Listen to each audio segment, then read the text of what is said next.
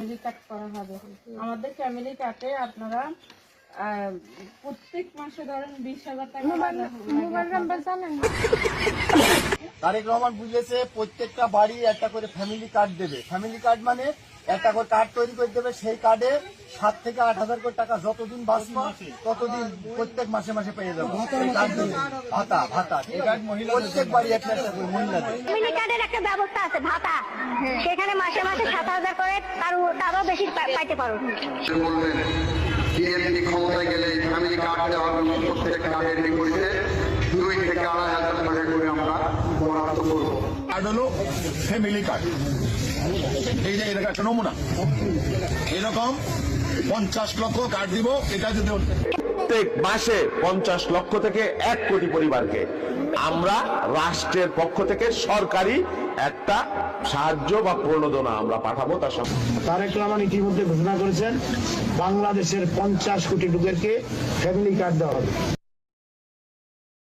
জামাতকে কখনো vote this না, আওয়ামী লীগকে আমাদেরকে ভোট দে, আমরা তোদেরকেও হারুন ভাইকে বলে তোদের সবাইকে ফ্যামিলি কার্ড করে দেবো।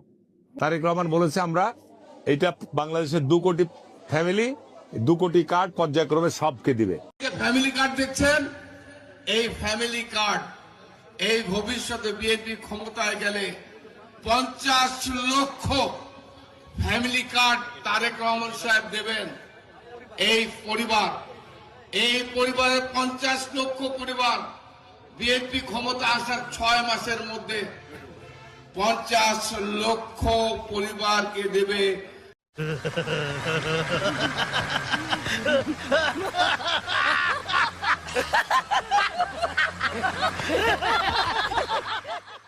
টাকা আসবে কোত্থেকে? টাকাটা যে দিবে ওই টাকাটা আয় হবে কোত্থেকে? এইটাই আওয়ামী লীগ করতো, মুক্তিযোদ্ধা ভাতা দিত, বালসাল ভাতা দিত, এই সমস্ত নামে। 5ম ধাপে রাষ্ট্রের ন্যারেটিভ রিসোর্স আছে একটা, এটা ব্যবহার করে রাষ্ট্রের একটা বড় সম্পদ ন্যারেটিভ কন্ট্রোল। সরকারি মিডিয়া, বিজ্ঞাপন, উন্নয়নের গল্প, ভয় দেখানো, জঙ্গি ন্যারেটিভ তৈরি করা, আপনারে মব বলা, এখানেই আসে 15 আলো, দিল্লি স্টার। এইগুলা দিয়ে সরকার চারিদিকে আওয়াজ দেয়, বলে আমরা না থাকলে দেশ ধ্বংস হয়ে যাবে। এই ন্যারেটিভ না থাকলে বাইরের সমর্থনও টিকে থাকে না। 2 বাটপার মতিউর রহমান আর মাহফুজা নাম এইভাবে হাসিনার বৈধতা উৎপাদন করে গেছে, আর এখন তারেক রহমানের জুতা চাটিচ্ছে। আমি চায়না গেছি, ওদের মিডিয়া, ওদের ফরেন মিনিস্ট্রি, এরা ডেইলি স্টার রেফার করে। আমি কই এটা তো পিওর ইন্ডিয়ান দালাল, ওয়েস্টের দালাল, এগুলোর রিপোর্ট দিয়ে বাংলাদেশকে দেখো কেন তোমরা? এইবার একসাথে দেখান দেরিজে সাহেব কিভাবে আভ্যন্তরীণ আনুগত্য নিশ্চিত করে একটা রাজনৈতিক দল একটা বন্দোবস্ত